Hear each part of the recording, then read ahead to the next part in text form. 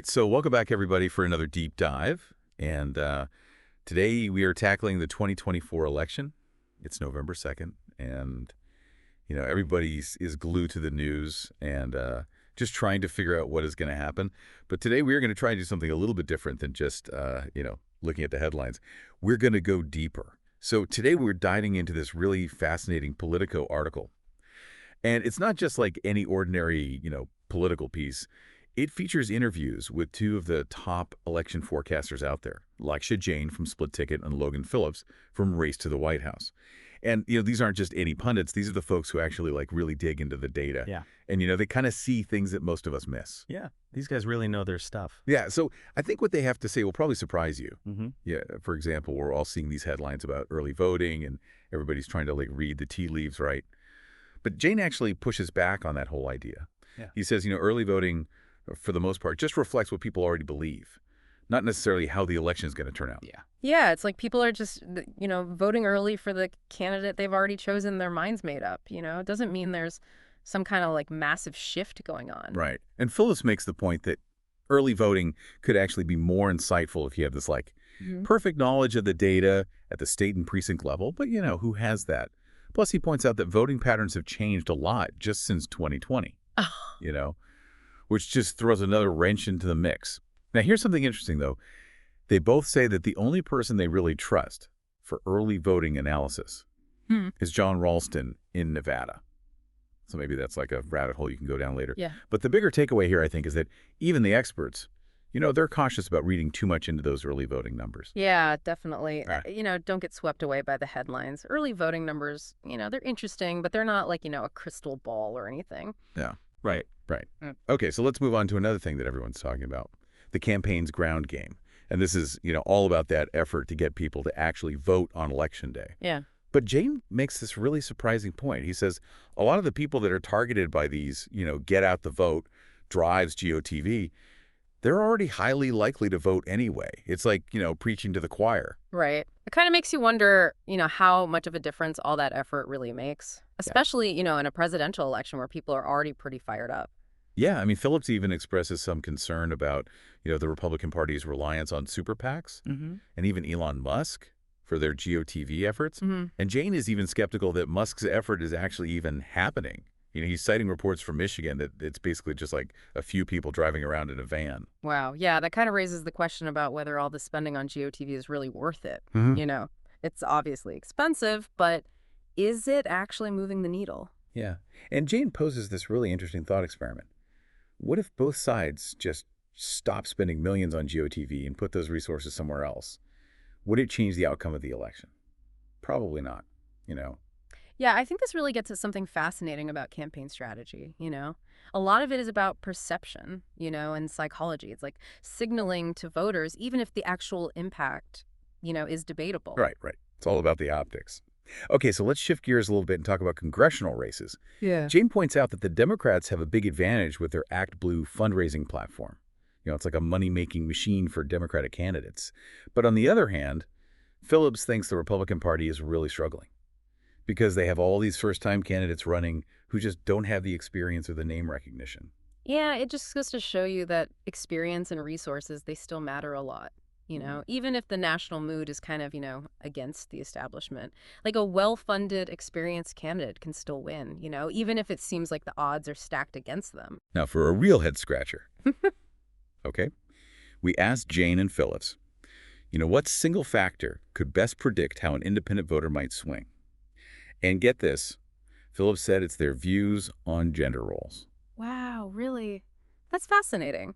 I mean, it kind of makes sense when you think about it, Yeah. It reveals this really deep cultural divide that's shaping how people vote. It's not just about party anymore. It's about values and identity. Absolutely. Jain added that views on healthcare and abortion are also super telling, especially for those independent men who are just notoriously hard to poll.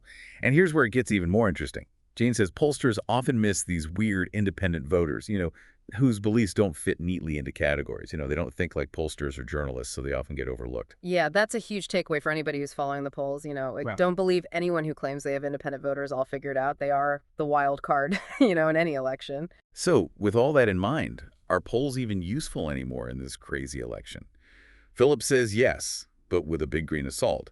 He points out that pollsters have a much harder job now with these low response rates, so we should probably expect more upsets, than we're used to. Yeah, and we can't forget how polarized things are right now. And, Trump is a very polarizing figure. People's minds are pretty much made up, which makes it even harder to get an accurate read on public opinion. Right. It's like trying to nail Jell-O to a wall. Exactly. Jain says polls are still the best tool we have, even though they're getting harder to conduct.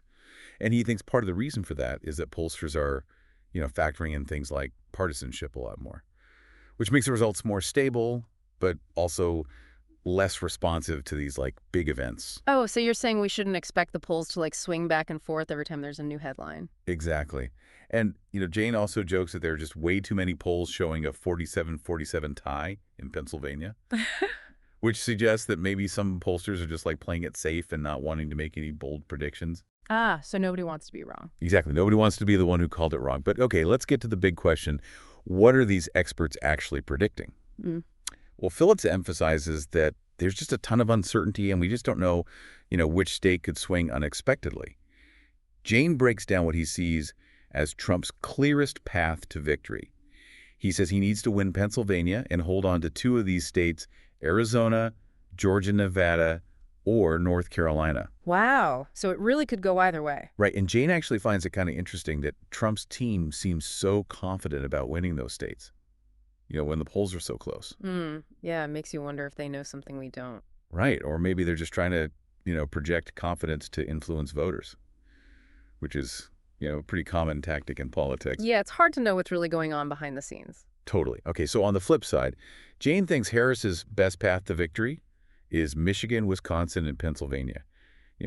These are all states that lean Democratic and have those really strong voter turnout operations. So for her, it's all about getting her base to the polls. Exactly. Especially in those crucial states. We even asked Jain and Phillips which single race they would want to know the results of, early on election night, to get a sense of how things might be going. Oh, that's a good question. Yeah, Jain said he'd want to know the outcome of the race between Joe Kent and Marie Gluesenkamp-Perez in Washington's 3rd Congressional District. Phillips, on the other hand, said he'd be watching Sherrod Brown's Senate race in Ohio, as a potential indicator of whether people are voting split ticket or sticking with one party. It's interesting how these, seemingly small local races can give us these insights into, the bigger national trends. Totally. It's all about looking for those clues. Okay, so we also asked the experts, if they thought Trump and Harris would split the swing states or if one candidate would sweep them all, and they both agreed that it would probably be a narrow split, which makes the outcome even more unpredictable. And then to add another layer of suspense, we asked if they thought Harris would win by a larger margin than Biden did in 2020. Or lose by a smaller margin than Hillary Clinton did in 2016. And they both agreed that it was more likely she'd lose by less than Hillary.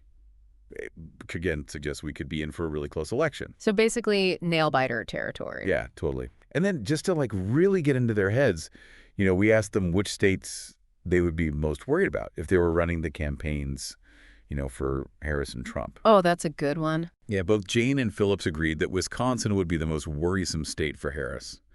Jain said Pennsylvania would be the biggest concern for Trump, while Phillips said North Carolina would be the one to watch. As we're wrapping up this deep dive, it's kind of wild to think about how stable the polls have been throughout this whole election.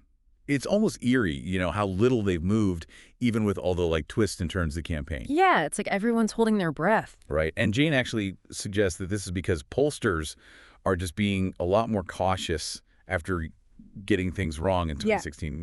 He thinks they're relying more heavily on past voting behavior and trying to avoid making those big predictions that could be totally wrong. Yeah, it really shows you how much of an impact 2016 had on, both how polls are conducted and how people view them. It's this reminder that even the most sophisticated data analysis can be flawed and that, unexpected outcomes are always possible. Right. Nothing is certain. Phillips leaves us with this really interesting thought. Yes, swing voters exist, and they can definitely make a difference in a close election. But the real deciding factor might actually be those voters who don't always show up, the sometimes voting Democrats and Republicans. What will motivate them to actually cast a ballot? Yeah, that's the million-dollar question. Right. And that's something we just can't answer with data alone. Yeah, it really makes you think, huh? It really does. I mean, in this election where the polls are so tight and like every vote can make a difference, understanding these nuances is just key. We can't just rely on the headlines or our gut feelings. We need to go deeper. Exactly. So as we head into these final hours, before the results start coming in, I want to leave you with this thought-provoking question. If the outcome really hinges on those less engaged voters, what kind of message or issue, could really tip the scales?